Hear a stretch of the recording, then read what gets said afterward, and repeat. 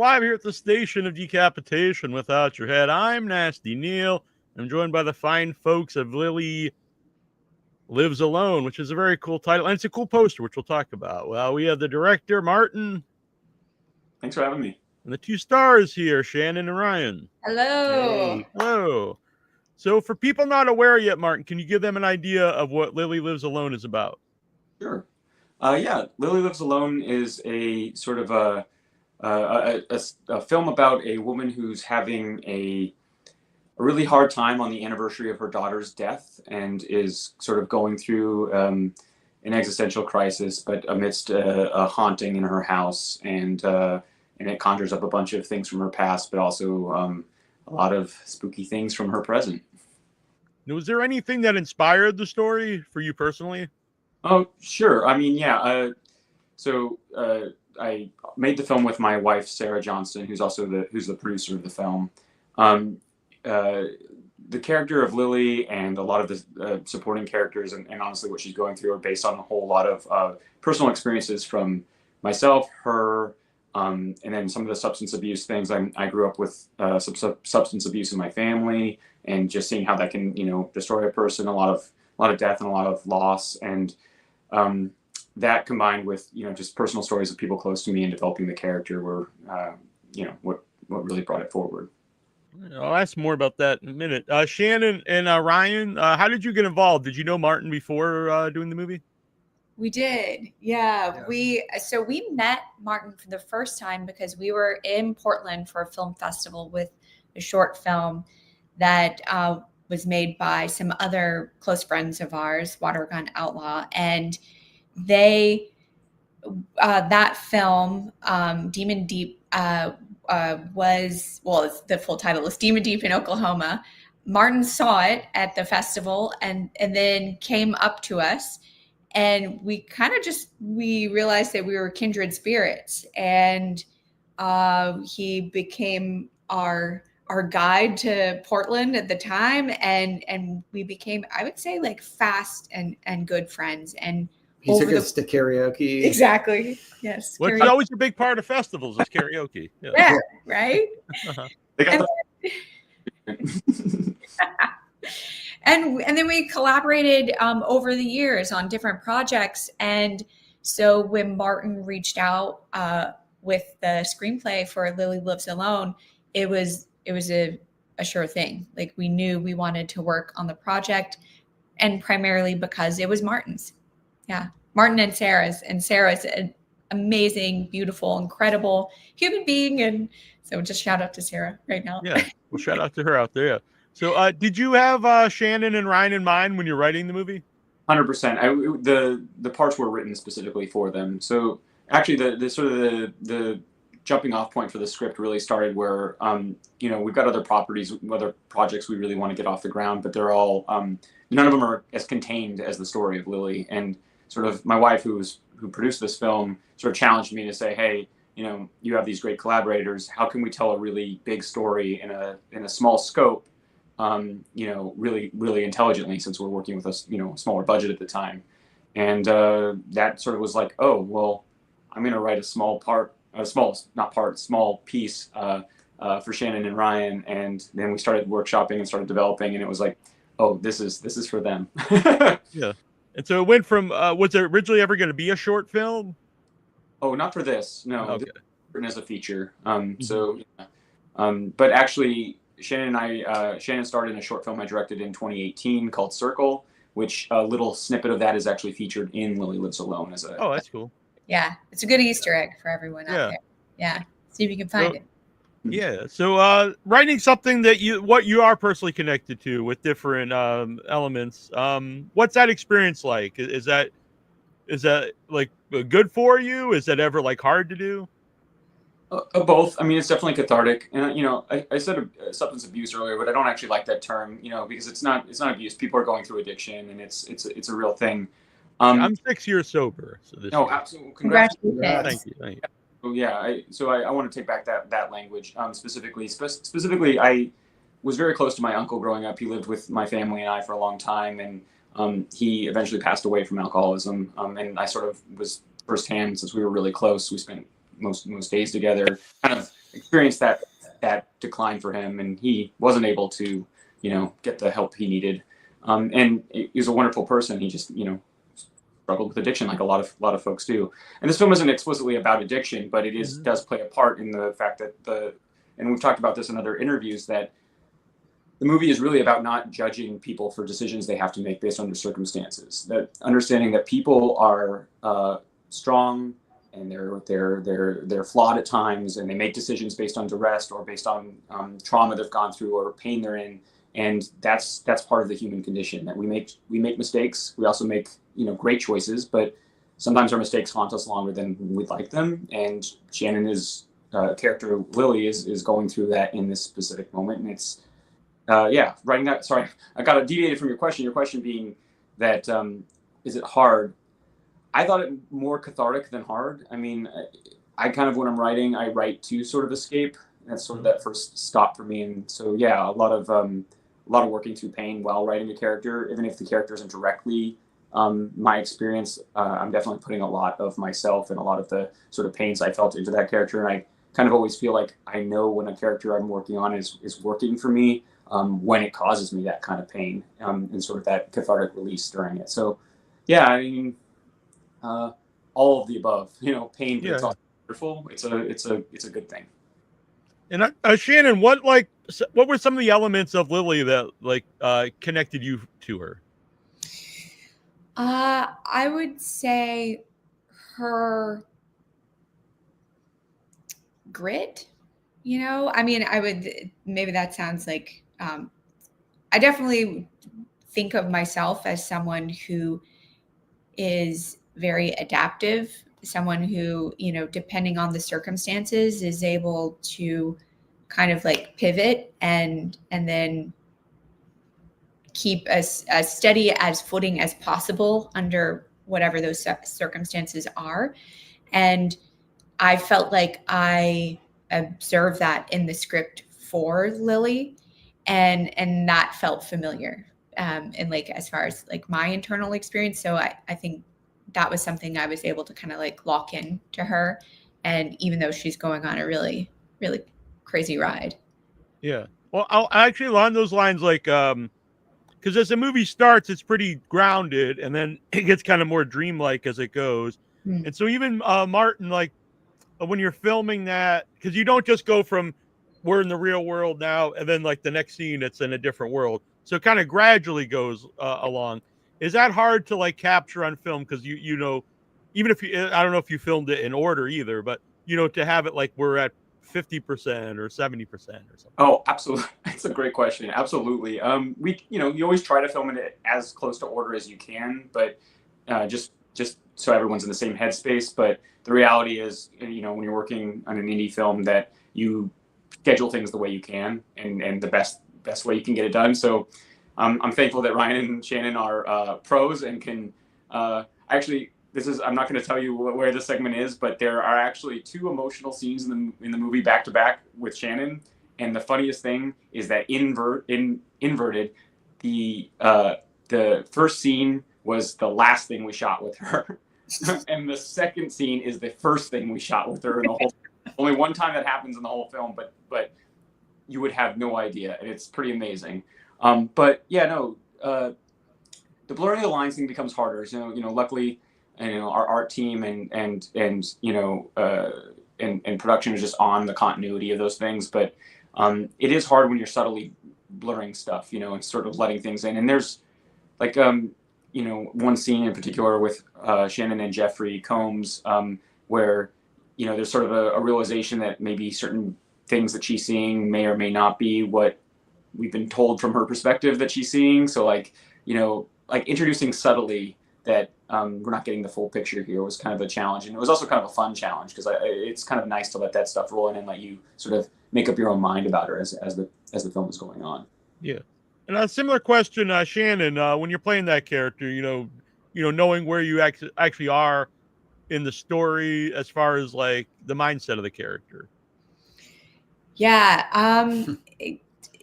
It's a challenge, but it was I don't know, can't really give you a good trick. It's just being very familiar with the script, the journey, having an understanding of like, yeah, like you're saying, you're like, okay, 60, 40, where it's like where you're at on that bell curve, and being able to visualize that almost, like depending on what scene you were switching to be like, oh, okay, now I know where I'm at in psychological time and space. Yeah. But it's definitely like a challenge and a fun challenge. It's fun to switch gears in that sense. It's not necessarily always easy, but it's a fun challenge. And Ryan, how did you how do you see your character in the movie? Because maybe you could see it as a villain, or how do you see him like when you're putting him together? Yeah. That's a great question. I wouldn't say villain per se, like you could, maybe, but definitely an antagonist to Lilly. I mean, even though they're, got a little something going on, but I think that, Jed really is just out to, find out some answers, this mystery of Lilly, which I think the audience, so in a way, I don't know, maybe Jed can kind of be like, a window for the audience, is like, what is he figuring? What is really happening here? Yeah.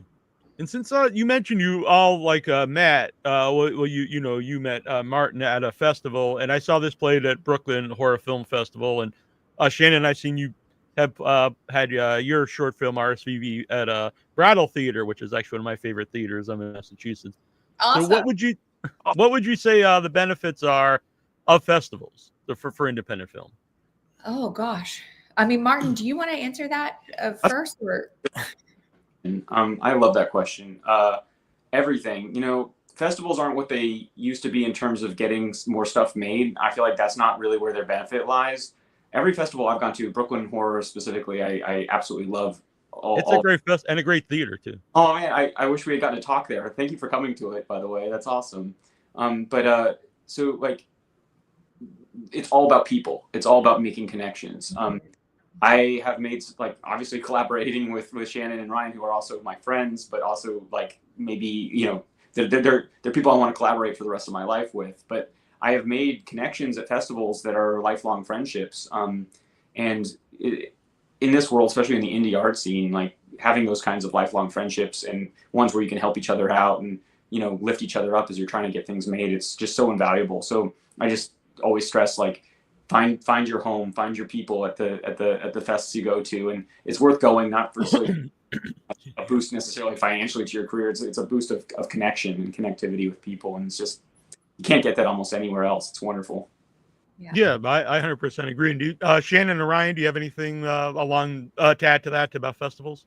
No, I just completely agree with that. I definitely, we wouldn't have met. Yeah, that it really is about the people, the connections, the friendships, and the opportunity to be inspired by the other work that you're seeing. It really is a boost to that sense of creativity and that sort of can-do mentality. I think it always helps with that. And to see things that you normally wouldn't see. Exactly. Yeah, exactly. Yeah. Sometimes you see stuff and it comes, to Shudder, or your movie's is going to come out to select theaters. But I've seen stuff that, it maybe doesn't come out for years or it never comes out. Yeah. It's neat. It's also kind of sad that it doesn't come out, but it's cool that I saw it. And it's also probably your only time to see short films on the big screen with people. So true. Yeah. So true. I've done lots of projects too that didn't quite, get the exposure that I think that in other circumstances, if you see it alongside another film, you're like, oh, it's just as good of a film. But sometimes that always doesn't happen for different reasons. So I think having this to, more accessibility to filmmakers who are starting out whatever level in their careers. It's great. So, the movie's called Lilly Lives Alone. So the idea of being isolated, being alone, was this written at all during the pandemic? Since, that was a big thing during the pandemic, people being alone. But also, I just think in the modern world, a lot of people, you might have interaction on the internet, but a lot of people just don't have interaction with people in reality. Absolutely. I think the themes of loneliness and isolation are pretty universal. I mean, we still made it, somewhat under COVID. I mean, we were at a time where it was 2022, but everyone was masked on set, and we had to do daily testing and all that stuff for, SAG compliance and all that stuff. So we were still very much in that COVID world while making this film, which, makes it sometimes hard to connect with folks because everyone is sort of disconnected. So we're, no one's necessarily weary of each other, but we're still in it, and I think we all remember that time. But even more, like you said, it's a universal theme that as like the internet takes over, I sound like an old person, but as things take, we do find more and more reasons not to be close to each other, and for that reason, it's mentioned throughout the movie, but like Lilly, for what it's worth, everyone is a little bit in pain in Lilly, and they're trying to make community the best they can, and that's kind of one of the things about it is there's a theme of how much do you trust other people around you? Lilly is paranoid throughout the whole film, and she struggles a lot, and it really leaves you wondering how much of the threat is real, how much is she lacking community. It kind of re-emphasizes how important finding community is, especially in these times. Jeffrey Combs, by the way, I'm always a big fan of his, and I think he was like really off type in the movie, which I thought was interesting. It's not really a role you see him in. So what was like the thought process for Jeffrey for that role? I'm a huge Combs fan. Yeah. I tried to curb it when he was on set and be like, okay, yeah, not a fanboy in the corner going, oh my God, Jeffrey Combs is here. Yeah. But the truth is, grew up watching his movies, his horror films, but I'm also a huge Star Trek Deep Space Nine fan. Nice. Grew up loving him in Trek. He's an incredibly versatile actor. And if you look at his whole sort of, his whole range of films that he's been in, they're all wildly different roles. Obviously, West stands out for a lot of people. So you see him a lot in that sort of evil scientist, mad scientist sort of role. But immediately I was like, I'm gravitated to a lot of his character acting roles. And there was no doubt in my mind that he would be an amazingly complex neighbor character for Russell here. And yeah, and even if not a scientist, a lot of times he's cast as like the very dry guy, like Herbert West, even if it's not exactly like Herbert West. Oh, absolutely. But it was great because when I sent his agent the script, and he called me up and we had a conversation about it, and he was enthralled with it, and he fully understood all of the characters and all the nuance in the script, and from there we worked on it. And there's a scene at the door that's mentioned a lot to me, a sort of monologue scene that he has at Lily's door. And that scene was crafted specifically for him after he was signed on. It wasn't in the original draft. And I just can't stress enough how he came to set just ready to be fully immersed in this role that's not his typical role. And it was wonderful to work with him. Yeah, he's great in the movie. And when you guys played at festivals, what was the reaction like? Because I love the movie, but it's not like a horror movie where you like interact with the audience. You know what I mean? You're not like screaming and yelling. I don't think it's laughing. There's really. I'll probably talk about it. I'd love to hear Shannon and Ryan talk about this too. But interesting is the probably the best answer. So yeah, there's a few. There are jump scares in the movie, and Sure. There's various things in it. But like you said, it's not like it's not necessarily a Terrifier. So I don't know. Right. Something like that. Yeah. So a slasher. There you go. That's the word I should. It's also it's a psychological horror, so there's also a lot of drama aspects. The drama is first and foremost. It's a ghost movie, and it has that feel to it. So honestly, the reactions have been really cool because I've had Dread Central wrote a really awesome review about the movie. And we spoke with that critic Chloe afterwards, and she was just enthralled with the film and really got it and really vibed. And then there were other folks who were like, really love the atmosphere, but I'm not sure what's going on. And I got that, to be too. And it really want to stress that the film, that's okay. The film does give you everything you need to understand what's happening, but it does make you do the work a little bit. So it's a film that forces you to kind of sit with yourself and with the characters and really digest. And that's the film I definitely wanted to make. So it's kind of one of those ones where let it gestate a little bit, and then you end up finding more, and you build that connection, which is cool. And yeah, there's really great reactions talking to people afterwards. Yeah. Shannon and Ryan, watching with an audience, and did you get to talk to anybody afterwards about it? Yeah. Yeah, go ahead. Yeah. I mean, I really didn't. But I second, I heard some of the reviews, and I agree spot on with what Martin said. I like all sorts of films, but like ones that get you really thinking. I don't know what's going on. At times I'm okay with that. And then having the layers of the onion peeled back and even watching it, because I've seen it a couple times now, getting something different each time. Even the scares too, it's coming still sometimes, but maybe you're focused on some other thing, and so yeah. Yeah. I feel like a lot of the feedback or the themes that I'll hear from people is that sense of like impending dread, and you don't really know where it's going to come from, and that atmospheric sense of that.